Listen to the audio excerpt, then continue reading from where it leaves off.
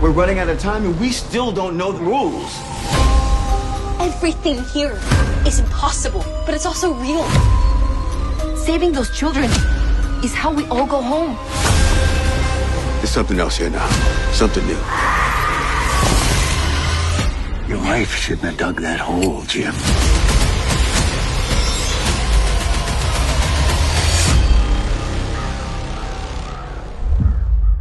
Hello everyone and welcome to Geekonomy channel. I'm your detective host Igor, and we got some new glimpses into From season 4. So without further ado, let's dive in. So first of all, let's start with this shot of Boyd. I'm not exactly sure this is something that we haven't seen before, but maybe this is something new. Even though Boyd looks kinda clean here, his beard looks younger than he is right now. So maybe this is one of the shots from the first 3 seasons, because this teaser is mostly about the first 3 seasons that are live streaming right now on MGM, and you need to catch up before season 4. This is basically the idea there. But there are some very interesting new glimpses that we got, and some of them are completely mind-blowing. So we have Boyd here, and now let's look at the man in yellow from drone view, like from the upside down. Now we can see that this is definitely the place where he killed Jim. This is the house on wheels, and this is the broken tree. And if you compare it to the image from the ending of season 3, somewhere here is where Jim's supposed to be laying dead, but he is not there. Also here, where my mouse is right now, is supposed to be the future Julie, and as you can see, once again, nobody is here. And if we look at the man in yellow, he looks like he's a little bit lost, like right in this moment he's like, where is going on, where is everybody? I was just having fun here, there were like 2 people, I was killing them, and suddenly no one is here. Now regarding Julie, it's kind of obvious, right? She's story walking and her real body is supposed to be somewhere else. When she's story walking, like we know from season 3, her real body is convulsing somewhere, probably in the magical place where she can travel between stories or whatever. But what about Jim? This is already the moment when, you know, the man in yellow took his body and threw it into the either the teleport tree or in a bag of some sort to take it to the barn, because as we have seen in the trailer, you know, Jim's body is supposed to be discovered in the barn. So whatever it is, I'm interested and I'm already invested. So let's keep moving with the teaser. What we have here also, we have the man in yellow taking off his jacket, and as you can see, this is definitely already after he killed Jim, because we can see some blood here on his jacket. This is the same suitcase that we have seen in the trailer. It's just one of the shots is mirrored, obviously, because we can see that this is the same stickers. It's either the suitcase have the same stickers on both of its sides, both on left and right, or it's just a mirrored shot, which is something that a lot of time is being used in post-production. So whatever it is, we still cannot confidently say that this is not the same suitcase that Tabitha found in the beginning of season 2, but you know me, I need a very compelling evidence to be convinced about something, and so far I don't have any about this being the same suitcase or a different suitcase. So let's move on to the other shots. This is something that we have seen, this is from previous seasons, and here we have a shot of Julie wearing already pretty summery clothes, so it's kind of closer to episode 5 or 6, and she's saying that everything here is unbelievable, but it's not real. Let's watch this moment together again. Everything here is impossible, but it's also real. Everything here is impossible, but it's also real. And look what she's holding. She's holding the book, The Grand Adventures of the Grand Goolagog, or something like this. This is the book that Jim was reading to Ethan in the first season, and this is not a real book. Just like the Knuckle, this is one of Ethan's books. So what it tells me is that Julie will probably keep in, you know, searching and engaging with Ethan's stories. He was the one to tell her that she's a story walker. He was the one to tell her about the threshold moment. So she will probably keep looking for answers in his books. And the reason why she's holding, a fairy tale story for children is because she's saying everything here is unbelievable. Just like in those stories, they are not real. But look what happens here. You have scarecrows attacking people, you have monsters, you have people disappearing, you have teleport trees. So maybe actually the answers to this place are in one of those fairy tales that Ethan is always reading. So I don't know about you, but I'm excited about this. I'm really looking forward for this storyline to be developed. And I think Julie right now as a story walker is one of the most interesting characters in the TV show. Now this moment with Fatima, she's definitely in a colony house. She's definitely in her bed. We can compare it to shots from previous seasons. But once again, I'm not 100% confident this is not something that we have already seen in season 3. Or she's actually back and, like everybody's like, hey, Fatima, where have you been? Where is the baby? What is going on? And she's just there in the colony house like she didn't kill Tilly. Whatever it is, once again, we're gonna keep waiting. It's less than 2 weeks and hopefully very soon we're gonna know. Now, this is the moment that everybody is discussing right now, I'm pretty sure, in every Discord channel about From, everybody talking about this moment, because look, this is Sophia, this is the church girl, the one that prays a lot and believes in everything, and you're supposed to be like do very goody things, and if you're not, you're gonna die. And look at her face and the way she's leaning over somebody. Now, she doesn't 100% look like a Frombeast, one of the smiling monsters, but she's very similar to that. I mean, this is definitely her. You can see that she's wearing the same dress. She has the same cross. I don't see any scars on her neck, but as usual, they release a trailer with a very great quality for us to notice every little detail. And she's not wearing glasses. Now, we had a theory, pretty crazy one, that maybe Sophia is actually not gonna survive one of the nights in the town, and this is why she's the first person to bring the Bible to this town, which is pretty significant event here in Fromville, as you remember from season 1. So maybe the man in yellow, when he's transforming into somebody, when he's taking his clothes and he's turning into somebody, we can see that he's turning into someone with the blonde hair, and as you can see, Sophia, and maybe, since he's getting so well, she's getting so well with Kenny, and we know that Kenny needs to suffer. This is basically the rule of Fromville at this point. So maybe the creators were feeling like, you know what, Kenny didn't get to be with Christy, he lost his father, he lost his mother, now let's make him actually hook up with the man in yellow in the form of Sophia. I think this is something that it's pretty in the line with whatever's happening with Kenny for the past 3 seasons. So what is happening here in your opinion? Is she actually one of the Frombees? Is one of the Frombees disguised as her? Is she turning into one of the monsters and we can actually see how people become one of the smiling walking monsters? So what is going on? I would love for her to be actually Man in Yellow in disguise. I think it's gonna be crazy enough for us to go completely insane about our theories and where is this TV show taking us. But I'm not 100% convinced that this is the case here. But whatever this is very creepy. And every other shot that we have seen her, she's like, this really shy. She's like, has this body language of, I don't want to talk without permission. I just want to pray. Let's all pray. Let's get her together and pray. Oh, please, I don't want to bother anybody. I'm such a shy girl. And here she's a freaking maniac that's gonna kill somebody. It kinda a little bit reminds me Sarah in the first season when she was killing Toby and she kissed him for some reason before that, and then she took his tongue. So maybe the same voices that influence Sarah are right now making her go insane, because a person like her, a dogmatic religious person, when they hear those kind of voices, they will immediately assume that this is a god or angels talking to them. I mean, usually this is the case. And the voices, they can be pretty, as we have seen in the TV show, they can be pretty manipulative.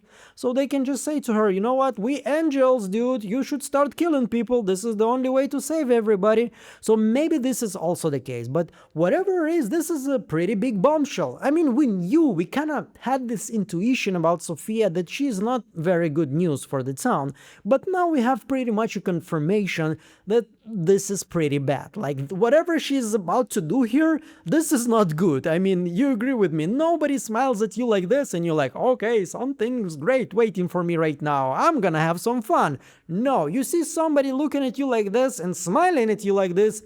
Run, bitch! Run! Now moving on, we have also Tabitha. She's coming back to the village. This is the talismans. Once again, I assume this is one of those episodes when they're gonna do the food run to the village. Maybe this is the episode when they're gonna get attacked already in the night by the scarecrow monsters.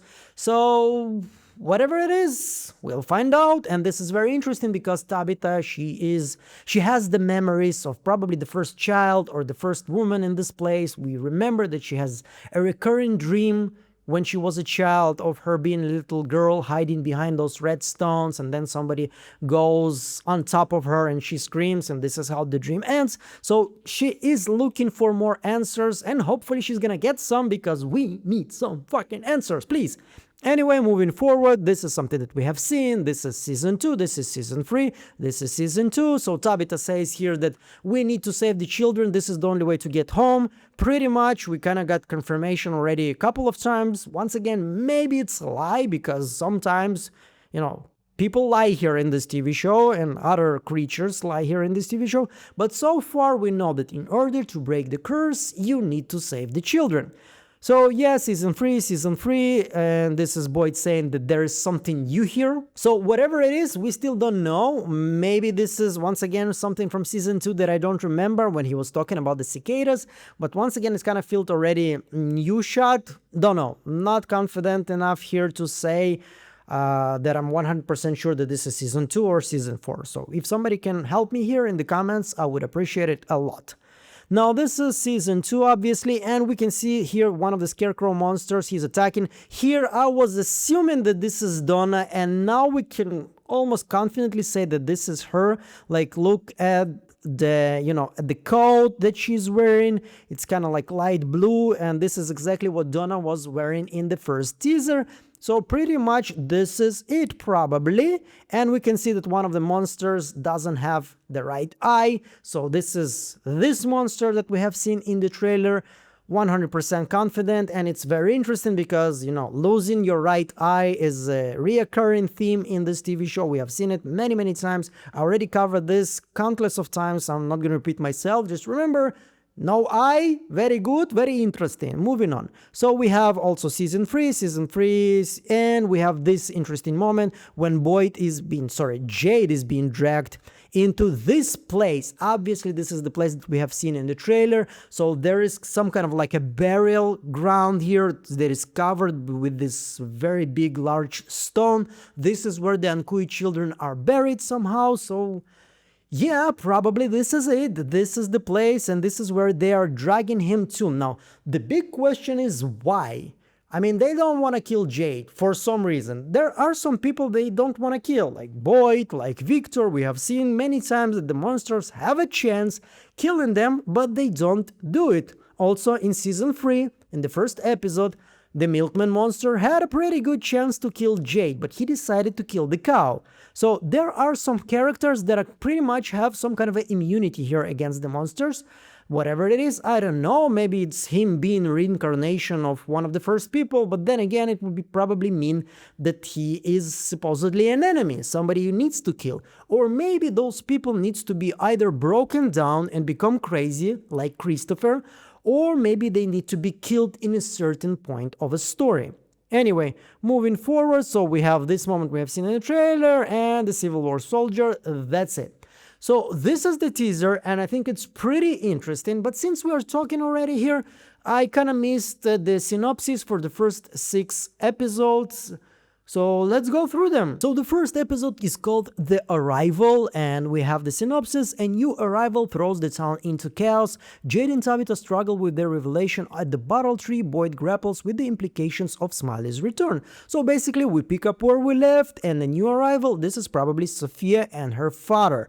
I don't have any other idea. Now it throws the town into chaos because there's gonna be some kind of a car accident. The car is gonna get inside the postal office, so it's pretty bad. Now episode 2 is called Fray. which can mean some kind of a conflict or people just being war done already in this place. And it reads, a gruesome discovery sends shockwaves through the town as Jade and Tabitha struggle with the weight of their revelation. Now, a gruesome discovery, probably Jim being dead. Probably the first episode is basically, everything leading to the first night. Where is that? What is going on? He disappeared, but then again, so did Tabitha in the end of season 2, and she came back, so there's always hope that Jim is gonna come back. Episode 2, fuck your hope. That's it. Jim is dead. Start grieving. Episode 3, merrily we go. Wherever you want to go, go. Boyd tries to save Acosta from herself, Boyd the hero, and stop saving people that nobody wants to be saved, as Julie digs deeper into her newfound abilities. Tabitha embarks on a desperate gamble, and Victor joins Ethan in a quest for answers. Now, I don't know about you, but whenever there is Ethan and Victor scenes, I'm excited. I love this duo, I love their chemistry together. Hopefully it's gonna bring us to some new theories, maybe even some answers. Now, when Julie digs deeper into her newfound abilities, probably this is when she is with Randall at the same location where she already story walked, just as we have seen in the trailer, because she's still wearing like a coat, so it's pretty cold yet, and it's not really, summertime, so like it's gonna be probably in episode 5, 6, and later. So episode 4, and this one as I'm mostly excited about, of Myths and Monsters. An ominous discovery puts Boyd and his trusted circle on high alert. Whatever this is, I don't know. Julie searches for a way to harness her newfound abilities, and Sarah is once again tortured by the voices in her head. Now, Sarah is tortured by voices in her head, something that we have seen in trailer. Sophia runs towards her, trying to help her. Julie searches for a way to harness her newfound abilities, which means, as I was talking in my Big From video, which if you haven't seen, you should definitely check out, she's gonna train to become a better story walker to get into the right place at the right time when her father is about to be killed. You need to be very specific and very precise to find a right location. Now, there's also some kind of an ominous discovery and his trusted circle, blah blah blah, no idea what the hell they're talking about, but of Myths and Monsters kinda implies that we're gonna learn more about myths and hopefully monsters, which is the lore of this place, and this is something I'm most excited about. Now, episode 5, what a long stretch trip it's been. Boyd and Jade set off on a desperate, mind-bending search for answers, and I guess this is the moment when we see in the trailer Jade being in the caves and being hunted by the monsters, and they throw him into this, like burial place where the Unclud children were killed. Well, a food run to the settlement takes a chilling turn, and I think, once again, this is the food run that we have seen in the trailer where the Scarecrow monster attacks everybody in the house. So we also have episode 6, A Heart is a Lonely Hunter. Boyd and Jade find themselves at odds, whether or not they can trust the knowledge in Jade's head. Once again, you really cannot trust too much in this place, especially if it comes from Victor, but Jade usually is, But once again, this place can manipulate you, so hopefully at some point the creators of the show will have to actually, put themselves in some kind of a restraints by reality, which means they will have to specify what is real and what is not. I mean, they can right now make Victor remember whatever they want, and then in the next season be like, you know what? Forget that, scratch that. He's just not a very reliable narrator, so he remembers something else completely. But we need some kind of a base, right? Something that we can build on. Some kind of a base ground that is a truth, that is undisputed truths in this lore, in the lore of this TV show, that we can actually work with, because if they're gonna make everything unreliable, then everything can be changed and then everything kinda loses its meaning. Anyway, we don't have a synopsis for episode 7, 8, 9, and 10, but we do have names, best laid plans for episode 7, which is basically, like whatever you plan, it's not gonna work. Episode 8 is Heavy is the Head, that obviously wears the crown, but we don't have the crown, so it's probably something about Boyd and his responsibility to this town. The Calm Before, this is episode 9, so this is a penultimate episode, which is gonna be very interesting, hopefully not like Revelations Part 1, which was pretty disappointing. So episode 9, The Calm Before, obviously the storm, maybe even the actual storm, because as we know from Victor drawings, maybe at some point we're gonna have a flood at this place, which probably happened sometimes in one of the previous cycles of the story. And the final episode of season 4 is titled If a Tree Falls in the Forest, which is basically the usual sentence is if a tree falls in the forest but nobody's there to see it, did it really happen? Now I don't know if it's really the whole sentence is the meaning of this episode, and basically something's gonna happen and somebody's gonna see it but nobody else is gonna believe, or something like this, or they just, talking about our trees. As we know, it's a very pretty big important part of this world, like the trees, the roots of the trees that create the symbol, and the Konkui children put their hope and dreams and wishes and American dream in the tree, and the tree creates a dome, and everything magical pretty much comes from the trees in this place. So whatever is gonna happen with the tree, probably not something good if it falls. Maybe it's gonna have some very significant impact on our heroes, because it's gonna happen in the last episode. So let me know, what do you think about all of the news? It's less than 2 weeks, everybody. I don't know about you, but I'm so excited, I'm ready, I'm hyped. All of my senses, all of my magnifying glasses are ready next to me, so hopefully in just about a week and a half we're gonna deep dive into very good, interesting episodes with a lot of clues. Yeah, it's gonna be fun. Formally, it's gonna be freaking fun. So if you still didn't do it, subscribe, like, do whatever you want. If you don't want to do anything and you just want to enjoy my videos, I'm completely okay with this. I do my videos for you to enjoy. Everything else is just a bonus. And thanks everybody who supports me on Patreon, here on YouTube. Your financial support is what makes this channel possible. Thank you so much, and I'm gonna see you in the next one. Meanwhile, bye!